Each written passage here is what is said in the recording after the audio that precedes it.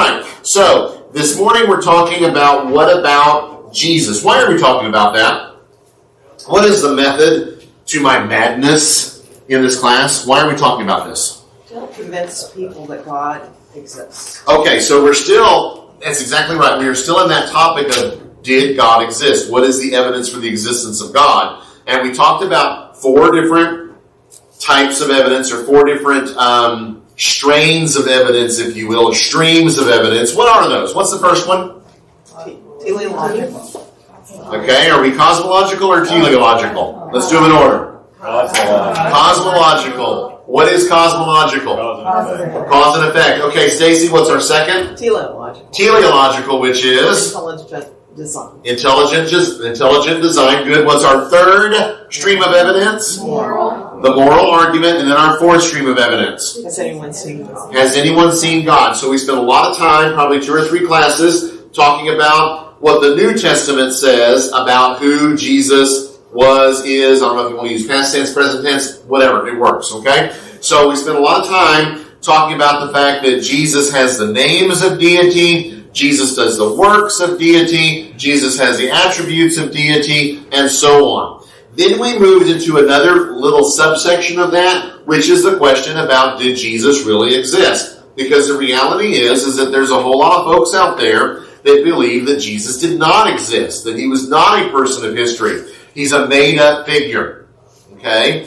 And so we need to address that in a class on evidences. What about Jesus? Did he really exist? And then the corollary to that, the thing that goes along with that is, what about the resurrection? So in this particular section, we're actually looking at 2 things. We're looking at whether or not Jesus existed, and then we're going to talk about the resurrection of Jesus. All right? So those are our 2 approaches, if you will, in looking at Jesus. And if we prove that Jesus existed, or actually, if we come to the conclusion that it is reasonable, remember that word, reasonable, because when we look at this kind of evidence, we're asking ourselves, what is reasonable? Okay?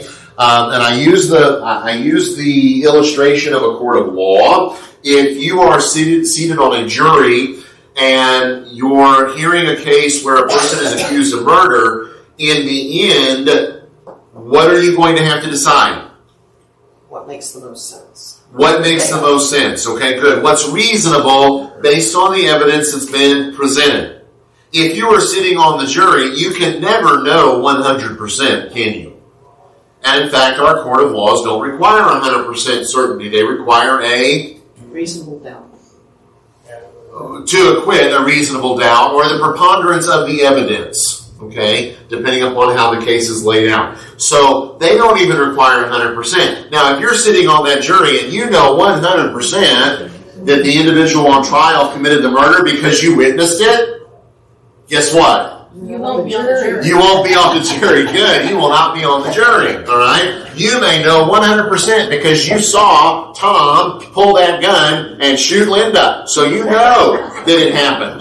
Okay? All right? You know that it happened. You're not going to be on the jury. The jury is going to have to decide what's reasonable. All right? So when we look at this, we talk about what about Jesus. None of us can sit here and say, I know Jesus existed because I spent 3.5 years walking with him through Galilee and through Samaria and through Judea, right? None of us can say that. So for all of us in this room this morning, and in fact for all people in the world today, we have to ask ourselves the question, what is reasonable? Did Jesus exist? What is reasonable? Was Jesus raised from the dead? Both are important. It's not enough to prove that Jesus existed, therefore what we read about him in the New Testament is accurate, because Jesus says there is something that's going to happen that is going to prove the words that I'm speaking. And what is that thing?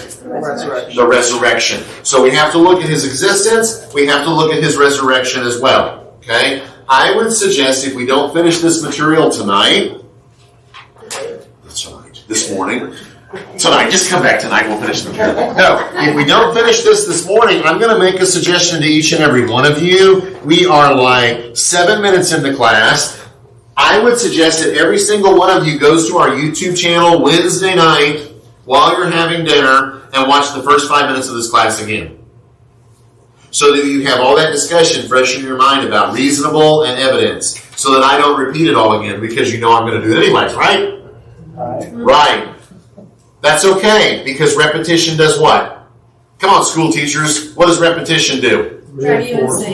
It reinforces. And embeds it deeply into your mind for recollection. It is. Oh, wow. Okay. You must have that from your syllabus in class. Okay. Repetition helps us to remember. So that's why I repeat a lot. All right. So, did Jesus even exist? What about Jesus? Okay. Well, first thing we need to understand is that beyond the New Testament, there are non-Christian historical records that mention Jesus Christ. There are lots of Christian historical records, okay? Christians are very prolific writers in the 1st century, the 2nd century, the 3rd century, and beyond. We think of the New Testament as being the only thing that Christians are writing. It was not. Christians were writing. We have letters from individuals to churches from the New Testament period, 1st century. Why aren't they part of the New Testament? Not inspired. Because they're not inspired. Exactly. But Christians are writing each other and talking to each other. Okay? 2nd century, a whole bunch of that. 3rd century, a whole bunch of that. As a matter of fact, there's a volume of works that are called the Early Church Fathers. Just the ones that date up to 325 AD.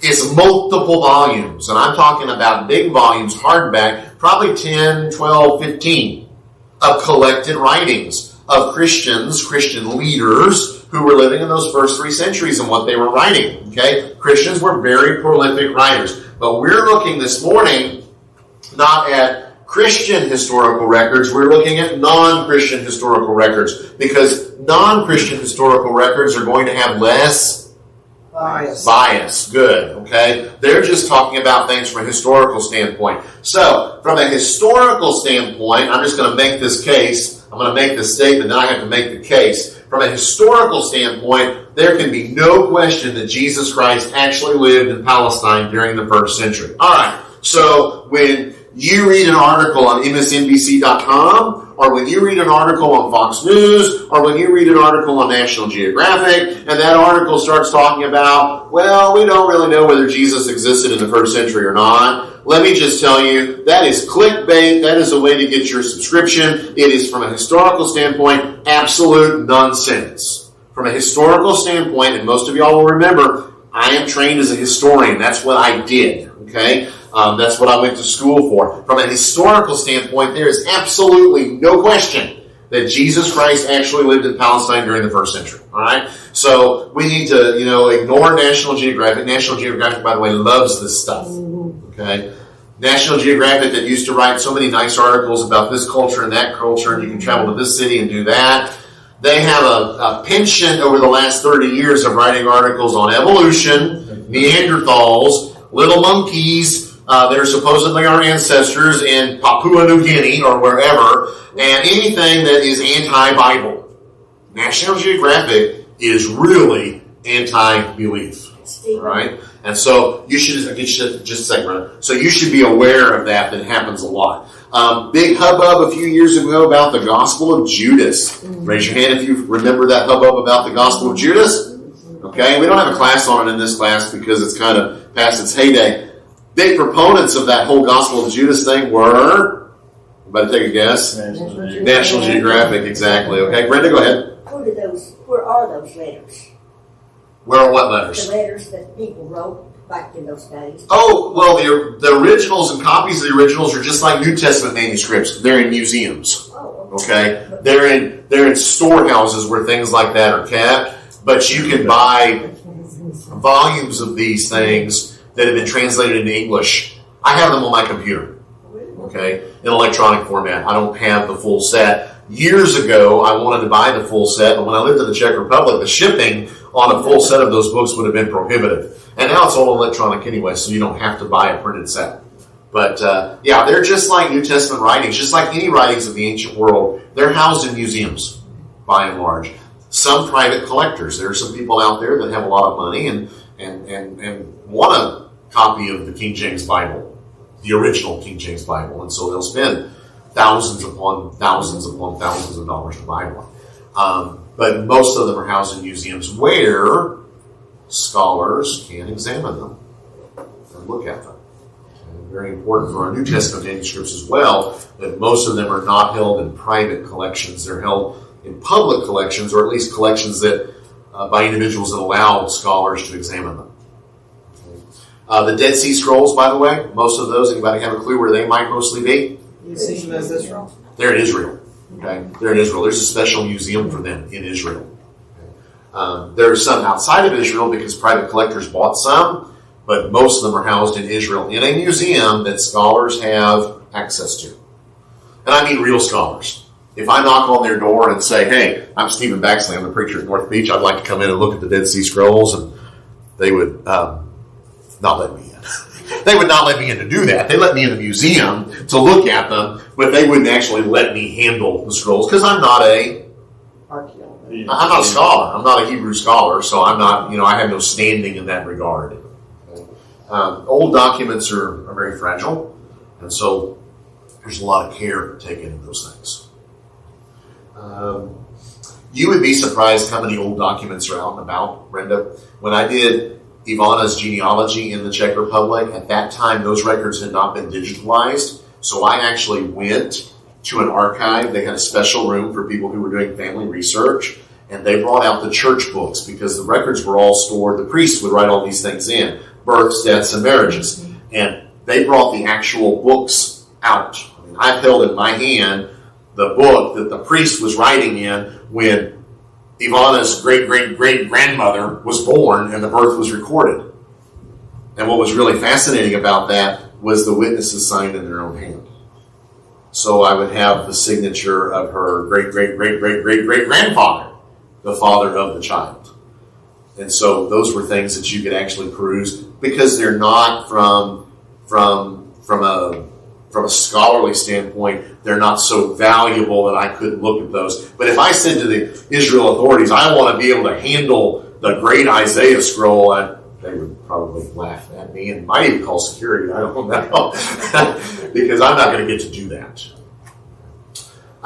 Okay, so let's pull up our next point. What we need to do is establish Jesus' existence before we can talk about the resurrection, which is what we're going to do. All right, so we're going to look at some quotes here. Okay, that's what we're doing. These are quotes from historical resources. Here's our first one, and it goes to the next slide. Okay, this is from a Roman historian.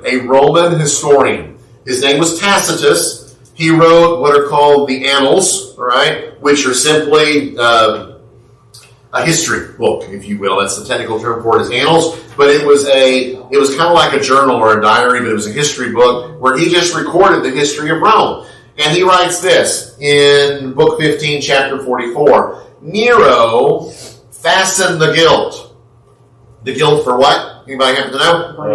The burning of Rome. Okay, the great fire of Rome. He fastened the guild on a class hated for their abominations, called Christians by the populace. Christus, from whom the name had its origin, suffered the extreme penalty during the reign of Tiberius at the hands of Pontius Pilatus. And a great and a most mischievous superstition, thus checked for the moment, again broke out not only in Judea, the first source of the evil, but even in Rome. All right, let me just stop for a minute and notice that, one, we have a historical reference to Christians. All right? But most importantly for us is we have a historical reference to the founder of Christianity, whose name is Christus. Okay? Who does that sound like? Christ. Good, it should. Okay. So the movement had its name from Christus. So what we know is that already by this time, Christians are being called Christians. And why are they called Christians? Because of the founder, Christ. Okay? So he also tells us that Christus suffered the extreme penalty during the reign of Tiberius. Who's Tiberius? Roman Emperor. The Roman Emperor. At the hands of Pontius Pilatus. Pontius Pilate. Okay? And a most mischievous superstition or a religion, thus checked for the moment, kill Christ, that ends his movement, right? Didn't work that way. Again, broke out not only in Judea, but even in Rome. So we know from this reference that Christianity had spread as far as Rome. And Nero's persecuting Christians. We know that Christ died during the reign of Tiberius, and we know that Pontius Pilate was the governor. That's what Tacitus says. Let's continue on in the quote. That's the same quote. Okay, I'm sorry. I've just got a double. There's another typo. Okay, I gave it to you twice in case you missed it the first time. There's a whole extra slide there for you. All right, so that's Tacitus and what he says here. So what does that tell us from a historical standpoint? Christ lived. Christ lived. Okay? Christ lived, and actually it tells us something else. Christ died. It tells us when he died, when Tiberius was emperor. It even makes it more specific because it tells us that Pontius Pilate was the governor. Okay? So during the reign of Tiberius, when Pontius Pilate was governor, Jesus is executed. That's the supreme penalty, okay, or the extreme penalty. All right, so that's a historical reference. Tacitus is not a Christian. Tacitus is not a Christian. He never was a Christian. He was a heathen, a pagan, if you will, through and through. He was a defender of the Roman state. As a matter of fact, Tacitus didn't really like Nero. Okay, most Romans didn't like Nero after the reign of Nero. Tacitus doesn't like Nero, but you know what? He doesn't like Christians either. But he writes historically accurate records, okay, at least in this regard. All right, so let's look on. This is another quote. I'm just going to pull up who it's from. It's the letter of Pliny the Younger to the Emperor Trajan. It's written in about 112 AD. This is what Pliny says to Trajan. Pliny was a governor in Bithynia, which is in Asia Minor. Okay, don't confuse him with Pliny the Elder. Pliny the Elder was his dad, and his dad died. Anybody know where his dad died? He died at Vesuvius. He died at Vesuvius. He was recording what was going on at Vesuvius, and I guess he got too close. Okay, he dies in the eruption of Vesuvius. You remember this, and buries Pompeii and some other towns as well. All right, so this is his son. He's governor in Bithynia. He writes to the Emperor Trajan. He says these Christians, that's who he's writing about, were in the habit of meeting on a certain fixed day before it was light, when they sang in alternate verses a hymn to Christ as to a God, and bound themselves by a solemn oath not to any wicked deeds, but never to commit any fraud, theft, or adultery, never to falsify their word, nor deny a trust when they should be called upon to deliver it up. After which it was their custom to separate and then reassemble to partake of food, but food of an ordinary and innocent kind. Well, if you look at this letter at Pliny to Trajan, it actually looks like he would be somewhat sympathetic to Christians, right? He doesn't say they're doing anything bad. Quite the opposite. He says they're actually decent people. Okay? But he's actually writing to Trajan because he needs to know what to do about them because they're illegal. It's illegal to be a Christian in the reign of Trajan. And Pliny's the governor. What am I supposed to do about these folks? So there's a whole set of correspondence between him and Trajan about this. But what's important to us is it tells us that Christians were meeting together and they were singing a hymn to Christ as a God. So they're not sitting around talking about a teacher and discussing his teachings. They're coming together, and what are they doing? They're worshiping Christ. Okay? So even this heathen writer, Pliny the Younger is a heathen as well, he never becomes a Christian, he recognizes what they're doing, that they're worshiping this guy Christ, and they're worshiping him as if he was deity. Okay? That's important because it also tells us something about what Christians were thinking in 112 AD. Because sometimes some of those religious groups that say Christians, that whole worshiping Jesus thing came about later, that whole Jesus is deity thing came about later. Look at our date, 112 AD. That's right after the close of the New Testament. What are Christians doing? They're worshiping Jesus. Okay? They understood Jesus to be deity. And by the way, Pliny doesn't come along and say, yeah, they're worshiping this fellow Christus, but yeah, he was just kind of a mythological. It's like, I don't know, Mickey Mouse. They're worshiping Mickey Mouse. Okay? No, they're worshiping Christ, and he doesn't even question the existence of Jesus.